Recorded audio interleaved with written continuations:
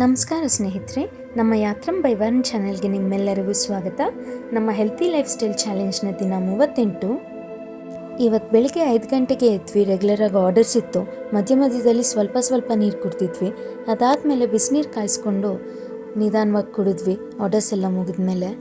ಮತ್ತು ಗಿಡಗಳಿಗೆ ನೀರು ಹಾಕ್ತಾ ಹಾಗೆ ಆಯಿಲ್ ಪುಲ್ಲಿಂಗ್ ಮಾಡ್ಕೊಂಡ್ವಿ. ಬೇರೆ ಏನೋ ಕೆಲಸ ಮಾಡ್ತಾ ಕೂಡ ಆಯಿಲ್ ಪುಲ್ಲಿಂಗ್ ಮಾಡ್ಕೋಬೋದು.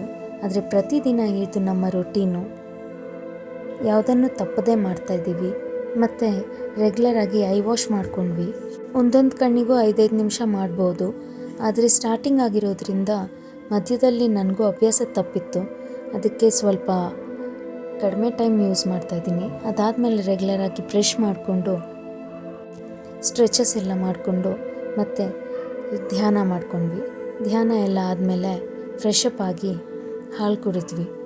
ಒಂದು 8:15 ಹಾಲು ಕುಡಿದ್ಬಿಟ್ವಿ. ಮತ್ತು ಲೈಟಾಗಿ ಪೂಜೆ ಮಾಡ್ಕೊಂಡ್ವಿ. ಪೂಜೆ ಆಗಲಿ ಧ್ಯಾನ ಆಗಲಿ ಮಾಡೋದು ಒಂದೇ ಒಂದು ಕಾರಣಕ್ಕೆ, ನಮ್ಮಲ್ಲಿ ನಂಬಿಕೆ ಮೂಡಿಸೋದಕ್ಕೋಸ್ಕರ ಮತ್ತು ನಮ್ಮ ಮೈಂಡನ್ನ ಕಾಮಾಗಿಡೋದಕ್ಕೋಸ್ಕರ. ಅದಾದಮೇಲೆ ರೆಗ್ಯುಲರಾಗಿ ಆರ್ಡರ್ಸ್ ಮಾಡ್ತಾಯಿದ್ವಿ.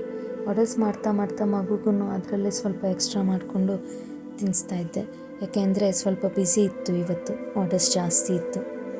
ಅದಾದಮೇಲೆ ಸಂಜೆಗೆ ಮತ್ತೆ ಲೈಟಾಗಿ ಹಸಿವು ಅನ್ನಿಸ್ತಾಯಿತ್ತು. ಅದಕ್ಕೆ ಕಸ್ಟಮರ್ದು ಉರದ್ ದಾಲ್ ಪುಳ್ಗಮ್ ಆರ್ಡ್ರ್ ಬಂದಿತ್ತು. ಅದನ್ನೇ ನಾನು ಸ್ವಲ್ಪ ತಿಂದೆ. ಇದು ಸ್ವಲ್ಪ ಹೀಟ್ ಜಾಸ್ತಿ ಇರುತ್ತೆ ಬಾಡಿಗೆ, ಆದರೆ ತುಂಬ ಒಳ್ಳೆಯದು ಆರೋಗ್ಯಕ್ಕೆ. ಹೀಟ್ ಜಾಸ್ತಿ ಆಗಿದ್ದರಿಂದ ಅದಾದಮೇಲೆ ಇದು ಅಮಲಾಕಿ ಪೌಡರ್ ಅಂತ ಸಿಗುತ್ತೆ, ಅಂದರೆ ಬೆಟ್ಟದ ನೆಲ್ಲಿಕಾಯಿಂದು ಪೌಡ್ರು.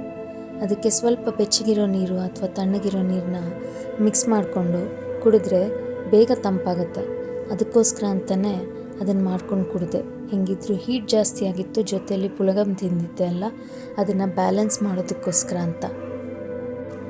ಕೋಲ್ಡು, ಕಾಫು ಅಥವಾ ಫ್ಲೂ ಏನಾದರೂ ಆಗಿದ್ರೂ ಕೂಡ, ಯಾವುದಾದ್ರೂ ಅಲರ್ಜೀಸ್ ಆಗಿದ್ರೂ ಕೂಡ ಇದನ್ನು ಮಾಡ್ಕೊಂಡು ಕುಡಿಬೋದು. ತುಂಬ ಒಳ್ಳೆಯದು ಆರೋಗ್ಯಕ್ಕೆ. ಮತ್ತು ರಾತ್ರಿಗೆ ದಂಟು ಸೊಪ್ಪಿನ ಚಟ್ನಿ ಮಾಡಿದೆ. ಚಪಾತಿನೂ ದಂಟು ಸೊಪ್ಪಿನ ಚಟ್ನಿ ತಿಂದ್ವಿ ಡಿನ್ನರ್ಗೆ. ತುಂಬ ಒಳ್ಳೆಯದು ಆರೋಗ್ಯಕ್ಕೆ ದಂಟು ಸೊಪ್ಪು. ರಾತ್ರಿ ಒಂದು 10:30 ನಿದ್ದೆ ಮಾಡಿಬಿಟ್ವಿ. ಹೀಗಿತ್ತು ನಮ್ಮ 38ನೇ ದಿನದ ಹೆಲ್ತಿ ಲೈಫ್ ಸ್ಟೈಲ್ ಚಾಲೆಂಜ್. ಮತ್ತಷ್ಟು ಅಪ್ಡೇಟ್ಸ್ಗಾಗಿ ನಮ್ಮ ಯಾತ್ರಂ ಬೈ ವರ್ನ್ ಚಾನೆಲ್ಗೆ ಸಬ್ಸ್ಕ್ರೈಬ್ ಆಗಿ.